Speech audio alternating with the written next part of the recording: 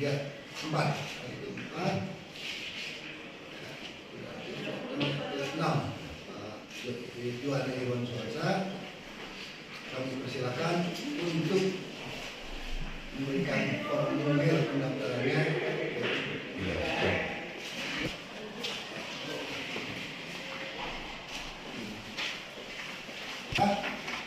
Formulir kami terima dan sudah lengkap. Kita berita acara serah terima.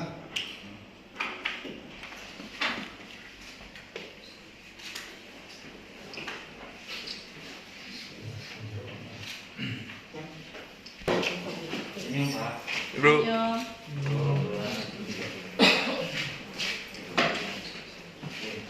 Oke. Assalamualaikum warahmatullahi wabarakatuh. Merdeka! Merdeka! Merdeka!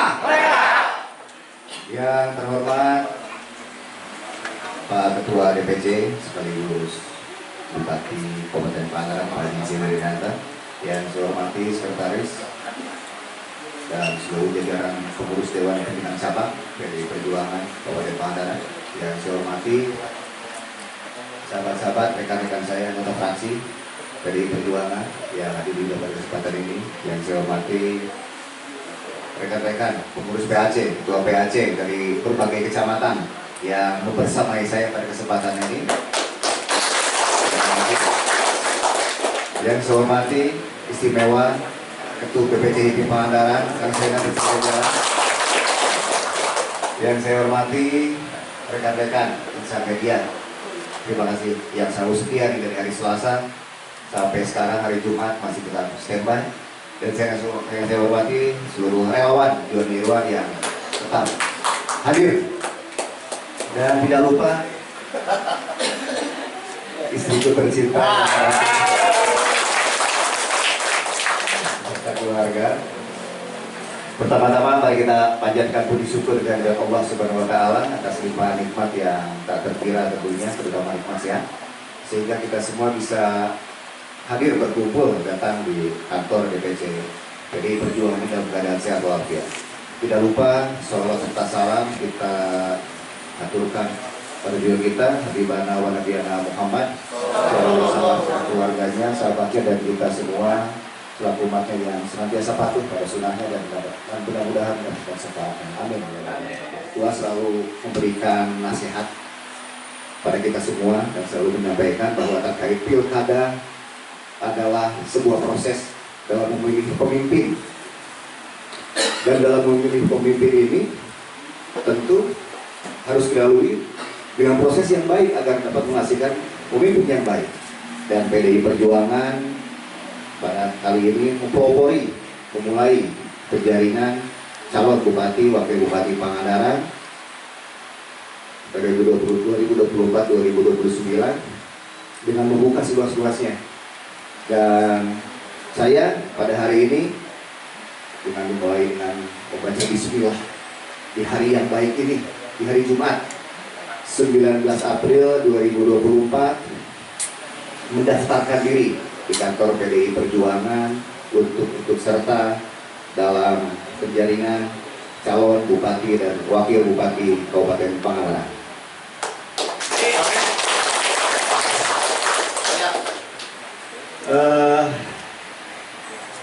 Saya sering dinasehati Pak JJ, sering diingatkan oleh beliau tentang sebuah perjuangan, makna sebuah perjuangan. Jadi perjuangan tanpa ketulusan, tanpa keikhlasan, tanpa didasari ibadah, tentu itu akan menjadi mubah. Tetapi dengan keikhlasan dan motivasi kita ingin menjadi manfaat, maka itu akan menjadi berkah dan terasa ringan di setiap langkahnya. Beliau selalu mengingatkan tentang sebuah perjuangan, bagaimana ayahanda saya dahulu manakala memekarkan Pangandaran dengan ketulusan, dengan diri dia bersama rekan-rekan, sehingga terciptalah Kabupaten Pangandaran. Dan hal itu dapat dibangun, dapat dikembangkan dengan luar biasa di masa pemerintahan Pak JJ selama 2 periode ini. Maka hal itulah yang mendasari saya memberanikan diri mencalonkan menjadi Bupati Wakil Bupati Pangandaran semata-mata hanya ingin memberikan manfaat. Kualitas atau dinas.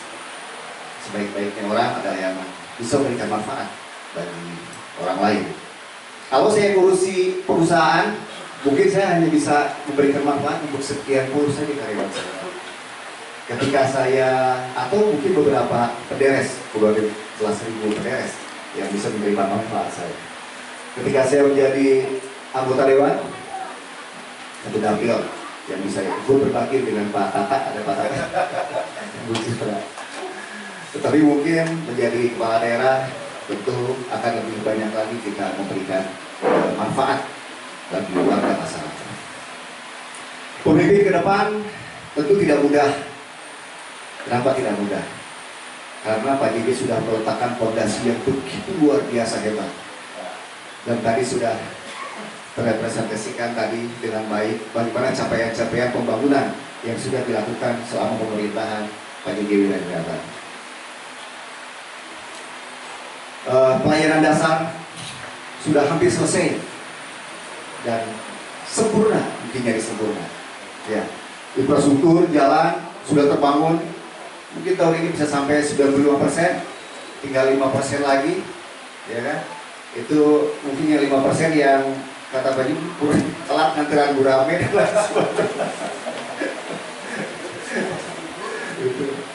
Atau mungkin akan selesai juga di tahun ini.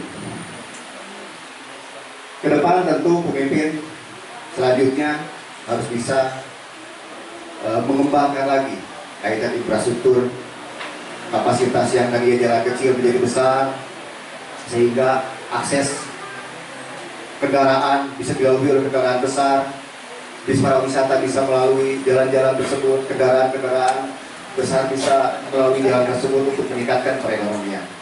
Tentu ke depan juga bisa infrastruktur pertanian menjadi fokus ke depan, sudah tidak lagi memikirkan jalan.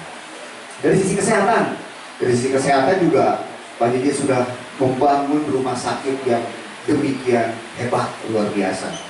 Fasilitas-fasilitasnya sudah luar biasa. Puskesmas sudah bagus dan gratis pula, tinggal maunya saja.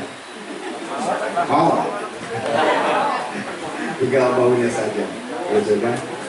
Nah, tentu pemimpin ke depan harus mampu, harus bisa lebih dari itu, harus bisa membuat inovasi-inovasi yang lebih dari itu. Mungkin ke depan masih banyak warga masyarakat yang sakit, cuci darah dan lain sebagainya belum bisa dilakukan Pangandaran. Mungkin ke depan nanti kita bisa dilakukan di Pandega dan lain sebagainya. Obat-obatan yang selama ini juga masih kurang, mungkin ke depan pemimpin harus bisa menyediakan itu. Dan begitu juga pelayanan-pelayanan lainnya. Itu bila perlu yang sakit dijemput ke rumah, itu sampai sembuh. Kemudian dari sisi pendidikan juga sudah luar biasa. Sekolah sudah gratis, sekolah sudah bagus. Nah, maka ke depan tentu pemimpin ke depan harus mampu berinovasi lebih lagi. Dan penilaiannya pun sudah luar biasa. Penilaiannya selalu fantastis, selalu tinggi. Dan itu juga harus dijaga dan harus ditingkatkan lagi. Lalu kemudian dari sisi pariwisata yang merupakan sisi ekonomi, yang merupakan pariwisata yang merupakan andalan kita, tentu ke depan harus bisa dioptimalkan kembali, harus bisa dioptimalkan lagi. Kita punya potensi 91 km pantai yang belum teroptimalkan dengan baik, yang belum termaksimalkan potensinya. Tentu ke depan itu harus bisa termaksimalkan, potensi harus bisa optimal. Pariwisata yang berkelanjutan harus kita dorong agar masyarakat juga semakin banyak yang ikut serta terlibat di dalam dunia pariwisata itu. UMKM juga harus kita bantu. Nanti teman-teman HIPMI juga harus ikut terlibat di dalam pengembangan usaha-usaha kecil anak muda. Nanti kita dorong seperti yang sudah dicita-citakan oleh Pak JJ untuk mendorong wirausahawan baru ke depan. Kemudian dari sisi pertanian juga sama. Dari sisi pertanian itu juga banyak hal yang masih harus kita tingkatkan infrastruktur pertanian, kelangkaan pupuk, dan lain sebagainya. Optimalisasi produk-produk pertanian. Maka ke depan Pangandaran harus memiliki daya saing.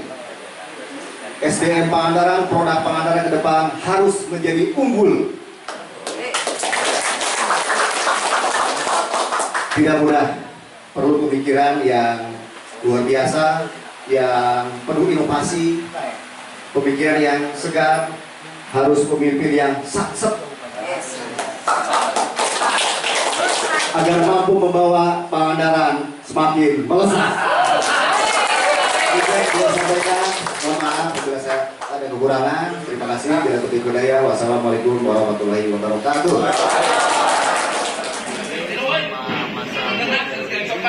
Sudah cukup baik. Pak JJ sudah membuat fondasi yang sangat tinggi. Pelayanan dasar sudah dilakukan dengan cukup baik dan penilaian-penilaiannya pun cukup tinggi. Maka ke depan harus mampu membuat inovasi-inovasi baru, optimalisasi dari sisi ekonomi adalah kita pariwisata. Dari sisi ekonomi pariwisata kita optimalkan. Kita punya satu program yang belum sektor semua. Kita punya potensi UMKM yang belum tersentuh secara menyeluruh. Kita harus membuat wirausahawan baru agar terus ekonomi kita terangkat. Pemerintah bisa hadir, memberikan akses perbankan dan lain sebagainya agar diberikan kemudahan sebenarnya. Nah, kita bisa mengganti beberapa organisasi, ada HIPMI, ada KADI, kita bisa mengajak mereka berdiskusi terkait dengan bagaimana menggunakan ekonomi pariwisata ke depan. Di sisi pertanian pun sama. Pertanian juga belum optimal betul. Infrastruktur pertanian saat ini juga belum terkembang dengan baik. Maka ke depan untuk ketahanan pangan, untuk peningkatan nasib ekonomi petani, infrastruktur pertanian harus menjadi prioritas. Jalan-jalan usaha pertanian harus menjadi prioritas. Jalan-jalan desa juga harus diprioritaskan. Karena infrastruktur jalan kita sudah hampir selesai. Sudah tidak ada lagi yang jalan yang rusak kan kira-kira. Nah, 5%, kita selesai mungkin dalam 10 tahun, 10 tahun ke depan.